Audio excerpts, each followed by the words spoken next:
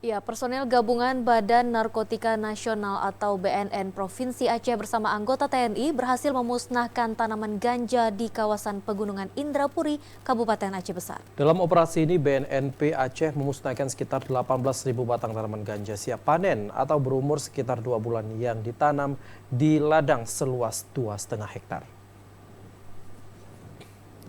Personel gabungan Badan Narkotika Nasional BNN Provinsi Aceh bersama anggota TNI dan juga Polri membakar tanaman ganja saat pemusnahan di kawasan Pegunungan Indrapuri Gampung Mere, Kabupaten Aceh Besar. Dalam operasi ini, BNN Provinsi Aceh memusnahkan seluas 2,5 hektar tanaman ganja siap panen berumur sekitar 2 bulan dengan jumlah sekitar 18.000 batang dengan cara dibakar.